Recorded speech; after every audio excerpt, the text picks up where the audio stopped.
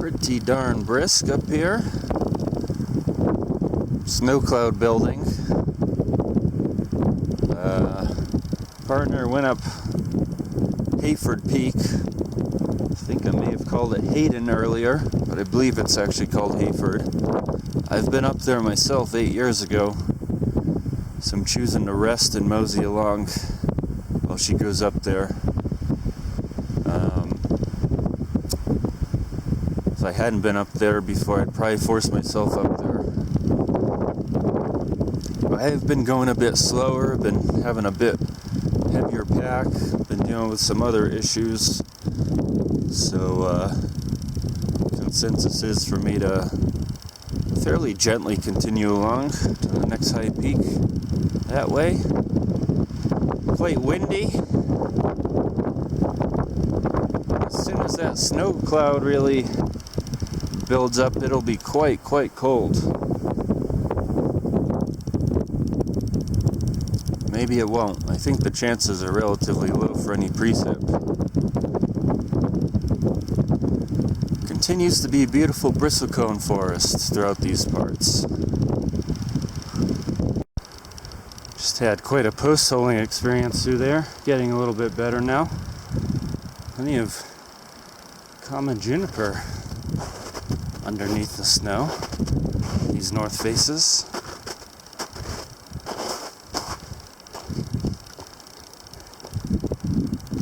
Back to the barrens and the limestones just ahead, it looks like. Bristlecones. Got more firs on this slope than bristlecones.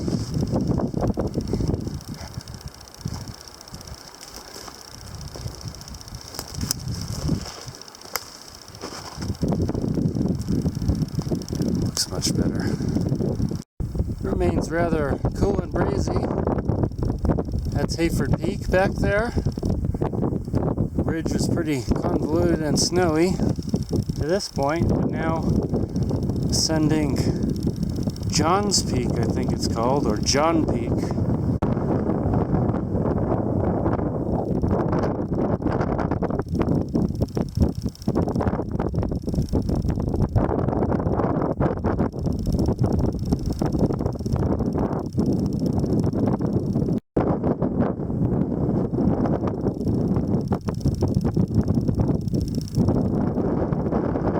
Finally made it over the many bumps and summits of John's Peak, second highest in the range, nearly 9,700 feet up here.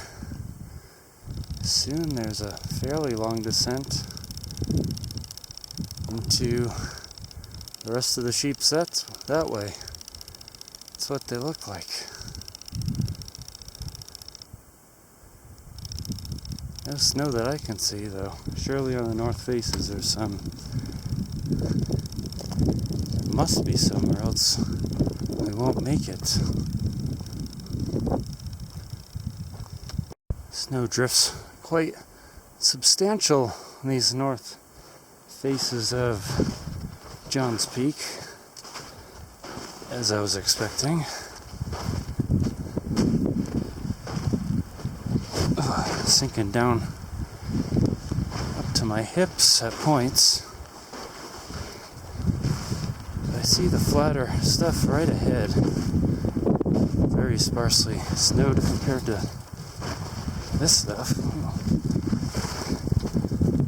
That was up to the knee right there. That brutal descent is finished. Thankfully, it wasn't too snowed in, or else it wouldn't have been very easy at all. Lots of loose rock gullies coming down. Way ahead looks much improved over what we've been going through earlier today. No more snow fields, no more postholing. Just occasional snow patches that are not too deep. Perfect for regenerating water supplies.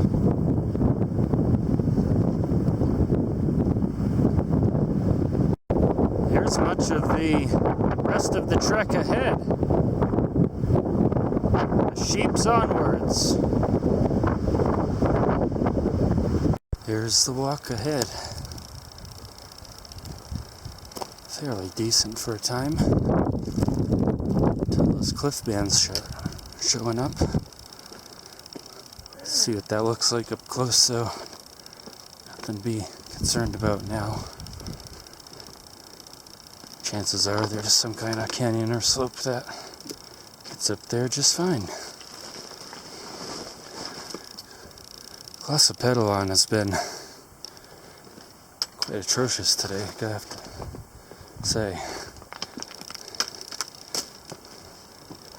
It tears gear apart, and it grooves very densely up here. And it's much worse than Cercocarpus in terms of the ferocity of the thickets. There's been very little Cercocarpus since much earlier today. Cercocarpus is shrubby, drought-stricken, and wind-shaped up here, forming thickets that represent our greatest obstacle at the moment with all that snow and elevation behind us. Fairly easy, except when Cercos block the path, rather. Tons of Petrodorias here, really all throughout so far. Still in winter dormancy. Have not seen any green ones whatsoever. Morning number 4. Past all the highest, snowiest areas. Doesn't mean it's suddenly become easy, though. It's a lot of chaparral, loose and challenging rocks at times. Steep short climbs. We're making good progress, though. Quite a formidable peak buttress in front of us. Climb it somehow, someway.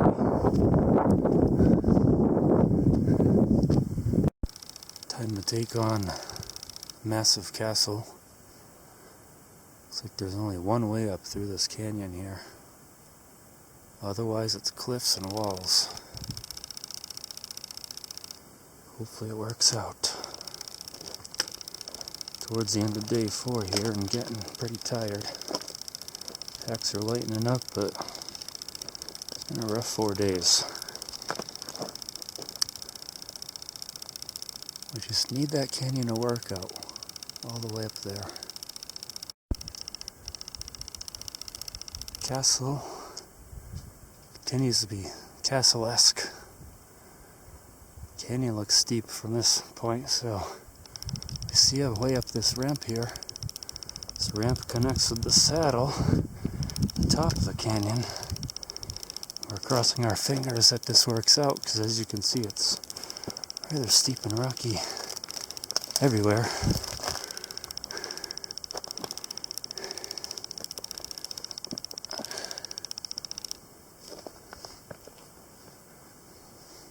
Ascending this very steep ramp between those 2 buttresses. What's on the other side is the key determinant. Making it somehow. Came up the canyon at the end. There's the pass we were worried about. Quite a rugged ridge spanning off of it. The summit looks fairly clear ahead. Morning number 5, beginning quite ruggedly, yet scenically. Got another fortress ahead of us to circumvent or break forth somehow. Without these continued patches of snow, the north faces, still maintaining elevations around 7,000-8,000 feet in these parts. Without them, there'd be no trek at all. There's no water up here. There's a few springs that do exist in the sheeps are a bit lower off the ridgeline. Not really doable. Drop down there.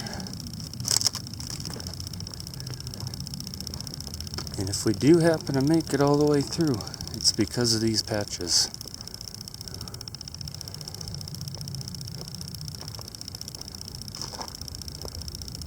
Fortress looks like it might have another crack on the left, just like the last one.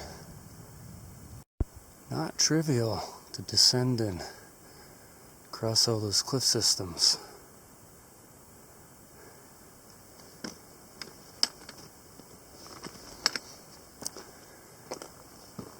We've made it to the next fortress. Let's give you a look right up here.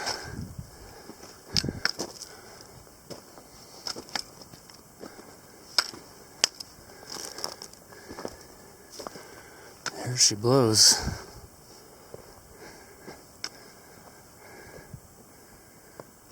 I think there's a canyon right there to ascend.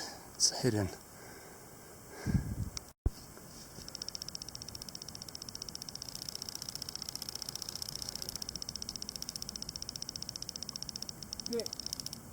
Yet another punishing canyon climb behind us.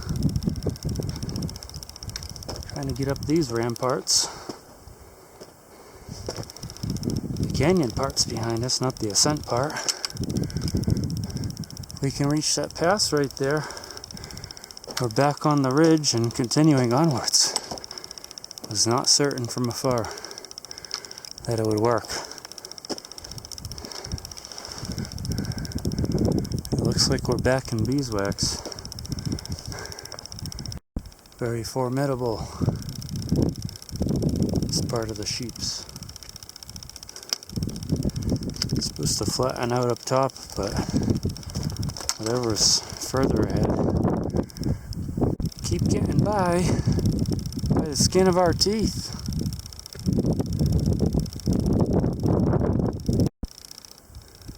It's the way northwards. No more super foreboding fortresses, at least.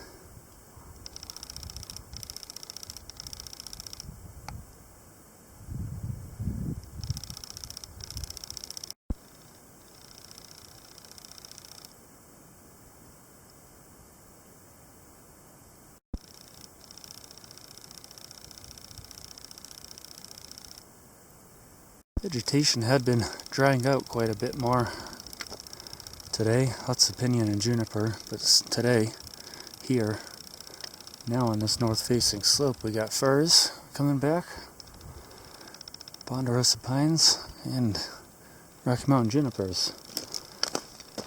Nice little music north-facing microhabitat here. Petradoria, very, very common throughout. Still not active yet this year.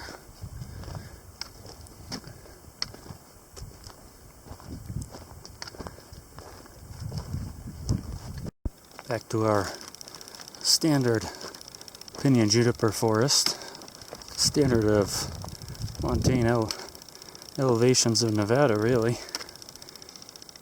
Juniperous osteosperma rather than the more mesic adapted scopularum we saw up there. And Pinus monophylla, the standard dry slopes, rather than the tiny patch of ponderosa just encountered for a moment up there. Back to PJ Forest.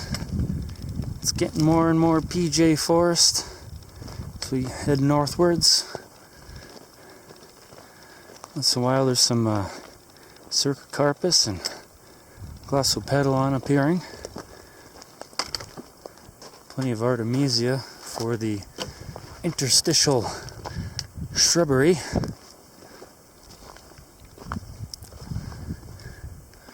This snow is still sustaining our journey.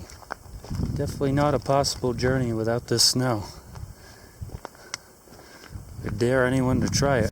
Haven't been showing you the hardest parts of the sheep range. Those require the utmost concentration and effort.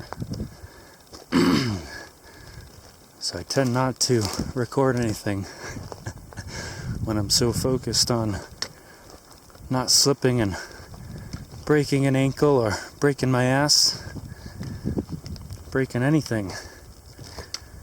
The footing here, though, is great. Soft, flat rocks and barren slopes.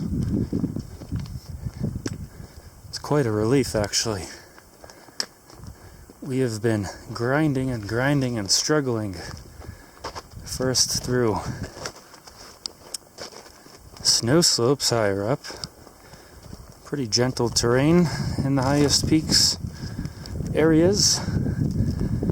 Quite snowy up there, and lately, past day and a half, the rock slopes and gullies and ridges have been very formidable. So formidable that we've discussed leaving several times. But if we start making up some mileage on terrain like this, we'll be towards the end and those discussions won't be necessary anymore.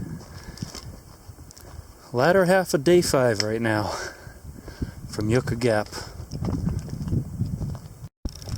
Suddenly quite foreboding once more.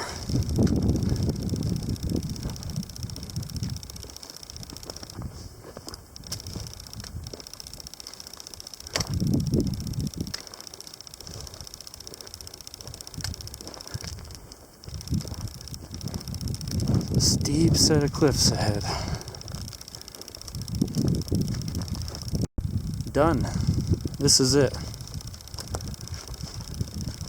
The cliffs are too formidable here.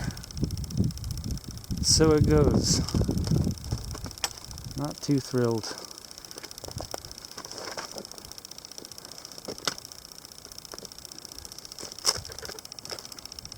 Sure was a valiant attempt. Gotta figure out how to get back down now. 6 morning. Ran into the cliffs of failure.